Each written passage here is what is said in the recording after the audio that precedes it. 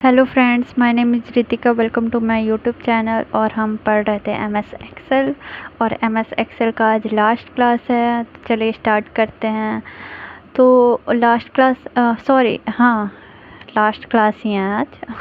और last class में हमने एरर पढ़ा था। तो एरर को एक बार मैं फिर से रिवाइज़ करूँगी, उसके बाद क्लास स्टार्ट करूँगी। तो एमएस एक्सेल में कितने टाइप ऑफ एरर होते हैं एमएस एक्सेल में? तो 8 टाइप के एरर होते हैं। जैसे ये है हैशटैग एरर, फिर divide by zero error, not applicable error, name error, value error, null error, num error, reference error. तो हैशटैग एरर में क्या था कि अगर सेल जो है अगर कोई वैल्यू है वो सेल उसको कंटेन नहीं कर पाए, सेल का स्पेस छोटा पड़ जाए, तो ये एरर आता है। डिवाइड ज़ीरो एरर क्या है कि अगर जो है कोई भी वैल्यू उसको अगर हम ज़ीरो से डिवाइड करते हैं तो ये एरर आ जाएगा। नॉट अप्लीकेबल एरर क्या है? अगर कुछ हम सर्च करते हैं और वो उसमें है ही नहीं, जैसे कि दिया हुआ था 5 नेम दिया हुआ था और उसमें हम सीता सर्च करते हैं और सीता उन 5 में था ही नहीं, तो वो नॉट अप्लीकेबल एरर आ जाएगा। नेम एरर क्या था कि अगर हम फार्मूला को सही से नहीं लिखते हैं तो वो नेम एरर आ जाता है। जैसे कि सम फंक्शन यूज़ करते हैं हम, तो सम की जगह पे सम ई लिख दिए हैं, या फिर डिवाइड फंक्शन में हम डिवाइड का सिंबल यूज़ करते हैं तो डिवाइड लिख दिए हम, तो नेम एरर आ जाएगा। वैल्यू एरर क्या है कि अगर हम जो है टेक्स्ट जो है और मतलब नंबर और वैल्यू एक साथ लिख दिए और फिर ऐड करने के लिए फार्मूला लिखें, तो वो वैल्यू एरर देगा। जैसे कि ये हमने देखा भी था एग्जांपल के थ्रू कि मान लीजिए A1 से A5 तक सेल है, उसको हम एड्रेस भी लिखे हैं, सम A1:A5 फंक्शन लिखे हैं, और उसमें हमने 3 जगह नंबर लिख दिया और 2 जगह टेक्स्ट लिख दिया, और फिर ऐड करने के लिए फंक्शन यूज़ किए सम A1:A5, तो वैल्यू एरर आएगा। नल एरर क्या होता है इसको मैं बताऊंगी। नम एरर क्या होता है? अगर जो है हम ऐसा नंबर इनवैलिड नंबर यूज़ कर देते हैं जो कि उसमें रहता ही नहीं है। जैसे कि 1 से लेकर 5 तक नंबर दिया गया है, A1 से A5 तक, और हम लिख देते हैं कि फंक्शन लिख देते हैं कि मतलब लार्जेस्ट नंबर 6 देखने के लिए, तो जो 6 उसमें है ही नहीं, तो नम एरर आ जाएगा। रेफरेंस एरर क्या होता है? जो भी हमने फंक्शन में जो भी हमने सेल रेफरेंस यूज़ किया है, उसका एड्रेस अगर उस सेल को डिलीट कर दिया जाए तो रेफरेंस एरर आएगा। और नल एरर क्या होता है? नल एरर में अगर हम गलत सिंबल यूज़ कर लेते हैं तो नल एरर आता है। जैसे कि प्लस सिंबल की जगह पे हम लोग is equal to symbol use कर लिए, तो नल एरर आ जाएगा। तो ये था 8 टाइप के एरर एक्सेल में। और इसको आप एक बार याद कर लीजिएगा और समझ लीजिएगा। समझ तो आ ही गई होगी आपको, एक बार खुद से रिवाइज कर लीजिएगा।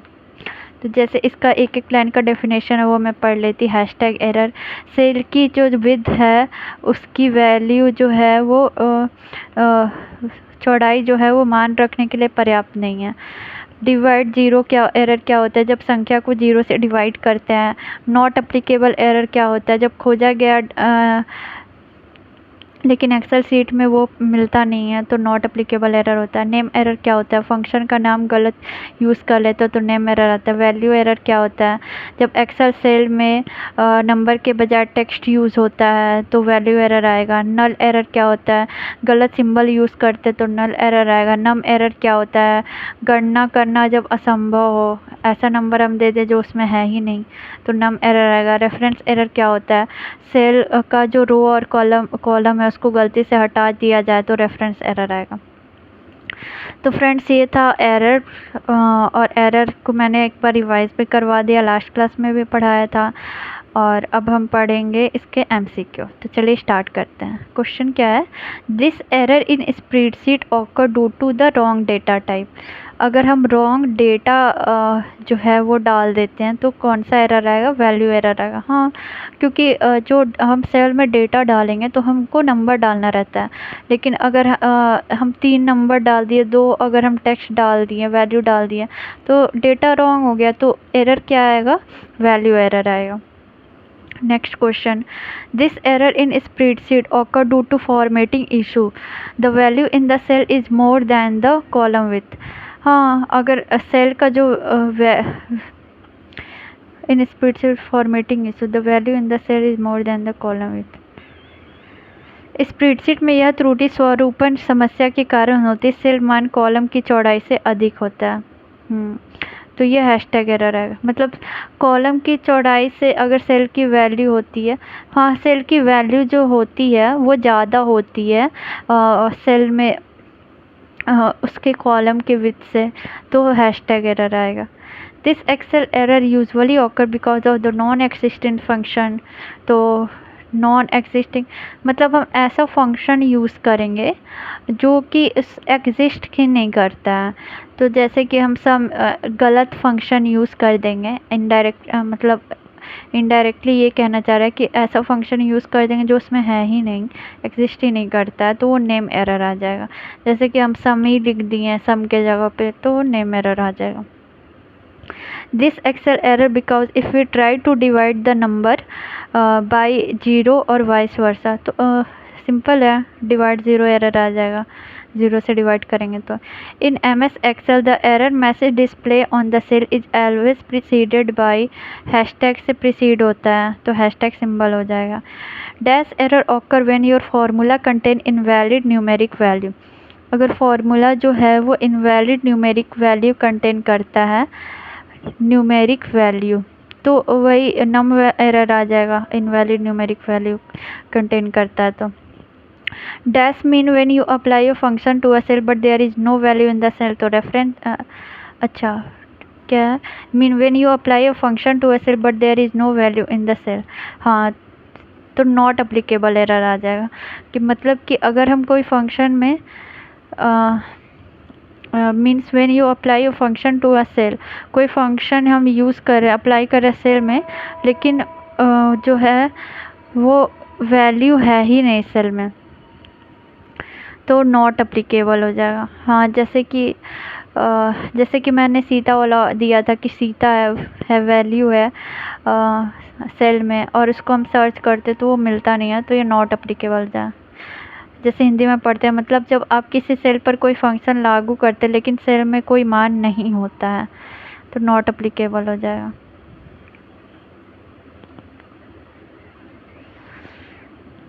This error are usually seen when your Excel sheet has some calculation used but you mistakenly delete the cell, row or column used in that calculation, तो reference error हो जाएगा।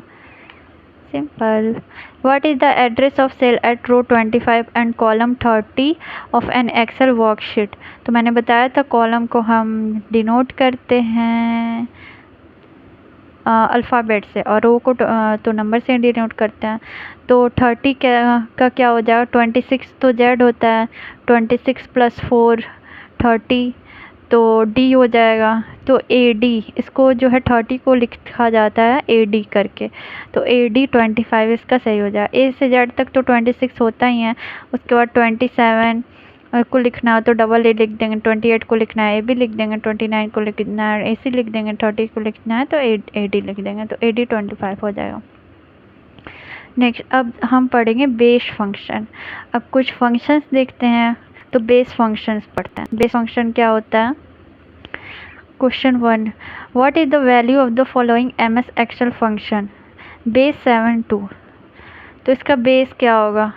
तो जैसे 7 2 को बेस 2 में लिखेंगे तो क्या हो जाएगा? तो 4 2 1 वाला हम जानते ही हैं कि जो बाइनरी में होता है 2 पे पावर 0 तो 1 हो जाएगा, 2 पे पावर 1 तो 2 हो जाएगा, 2 पे पावर 3 तो 4 हो जाएगा, तो और 2 पे पावर 4 करेंगे तो 8 हो जाएगा। तो इसमें हम बाइनरी बेस में चेंज करते हैं, 2 बेस में, इसमें 2 बेस दिया उसमें चेंज करना है। तो बेस 2 में 0 और 1 दो ही होता है। तो अगर 7 को अगर हमें चेंज करना है तो इसको ऐड कर देंगे 4 टू 6 प्लस 1 7 हो गया। तो तीनों के पे 1 लिख देंगे तो ये 7 डिनोट करेगा। बाइनरी नंबर आपने पढ़ा ही होगा बेस बूलियन अलजेब्रा में, तो वही है इसमें। What is the value of the following MS Excel function base 15 to 10। तो पहले इसको तो बेस 2 में चेंज करेंगे 15 को, और उसके बाद डेसिमल, उसके बाद इसको 10 में चेंज करेंगे 10 डिजिट में। तो पहले 15 को 8 4 2 1, तो ये ऐड करेंगे 15 आ जाएगा, तो तीनों को 1 लिख देंगे। उसके बाद इसमें को 10 में चेंज करना है तो और 6 0 और ऐड कर देंगे। मिनिमम लेंथ 10 होना चाहिए, तो 6 0 और ऐड कर देंगे। What is the value of the following M S Excel function base 12 to 8। इसमें जो है एम एस एक्सेल फंक्शन का क्या वैल्यू रहेगा, तो 12 को पहले 2 में कन्वर्ट करेंगे, तो 8 4 12, तो दोनों में 1 कर देंगे, बाकी 2 0 हो जाएगा। और इसको 8 और करना है तो 4 0 और ऐड कर देंगे। मिनिमम लेंथ 8 होना चाहिए, तो ये उसका आंसर हो जाएगा। What is the value of the following M S Excel function based 212 to 8। तो इसको 212 को 2 में कन्वर्ट करेंगे, तो ये हो गया 8 4 2 पे पावर 0 से लेकर जाते जाते हैं 0 1 2 पे पावर 1 2 3 4 5 6 7 2 पे पावर 7 128 होगा। 6 2 पे पावर 6 64 होगा। वैल्यू लिख देंगे। उसके बाद क्या बोल रहा है, कन्वर्ट करने के लिए बेस 2 में 212, तो 128 प्लस 64 प्लस 16 212 हो जाएगा। 16 प्लस 4 212 हो जाएगा। तो इन चारों में 1 1 लिख देंगे, बाकी में 0 0 लिख देंगे, तो ये आंसर हो जाएगा। फिर 8 में इसको कन्वर्ट करना है, ऑलरेडी 8 में है, तो ये आंसर हो जाएगा। फिर मीडियन फंक्शन पढ़ेंगे। मीडियन फंक्शन क्या होता है, तो मीडियन फंक्शन क्या होता है, जो मिड वैल्यू होती है उसको मीडियन फंक्शन बोलते हैं। तो इसमें 3 इसका आंसर हो जाएगा। इसमें जो है मीडियन 2 है, जो है 3 और 4 है, तो इसको ऐड करके और इसका एवरेज, मतलब 3 और 4 का एवरेज ले लेंगे तो वही मीडियन हो जाएगा। तो 4 3 7 और 7 को 2 से डिवाइड करेंगे 3.5, वही मीडियन हो जाएगा। इसके बाद है ये एक है मीडियन B5 से B12 तक अगर हमें मीडियन लेना है, तो B5 हो गया और B12 हो गया। तो यहाँ से मीडियन लेना है इसका, तो इसका मीडियन होगा 8 और 12। इसको मैं बाद में आपको बताऊंगी। 8 और 12 तो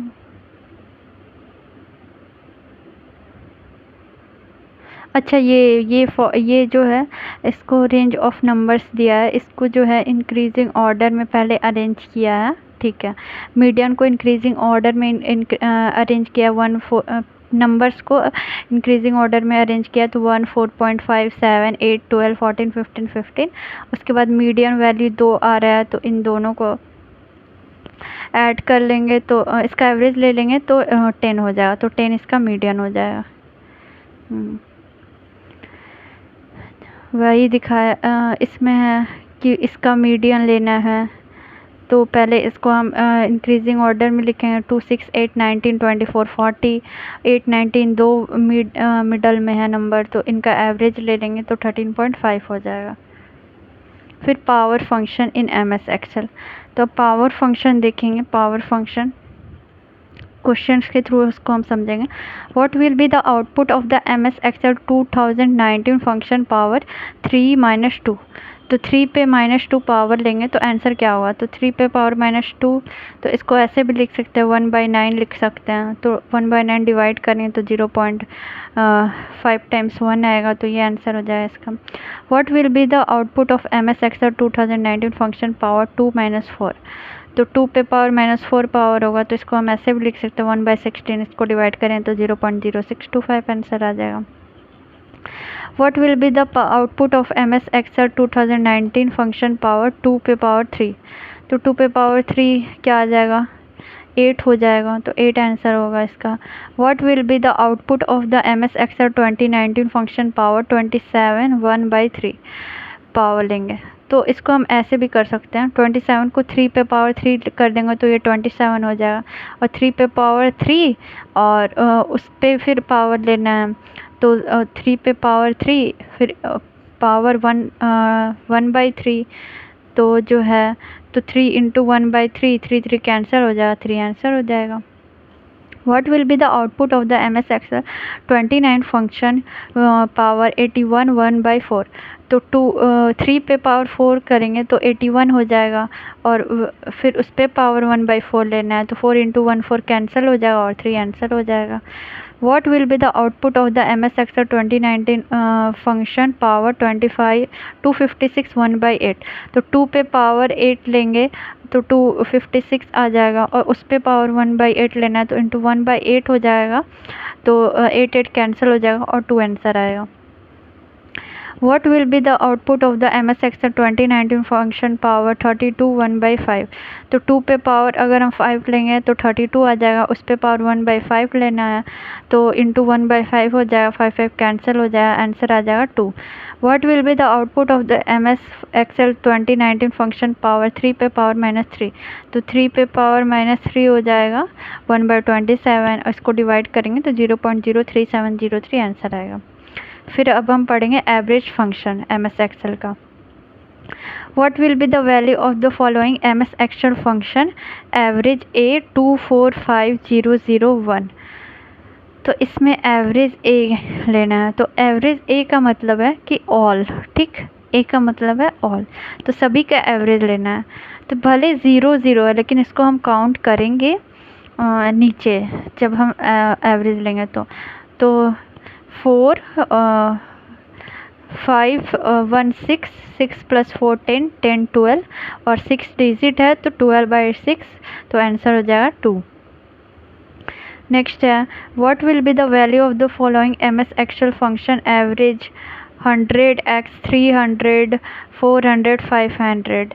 एवरेज ए तो सभी का लेंगे तो नीचे तो 5 हो जाएगा और ऊपर कितना होगा 5 5 5 5 1000 1300 1300 5 5 260 आंसर हो जाएगा।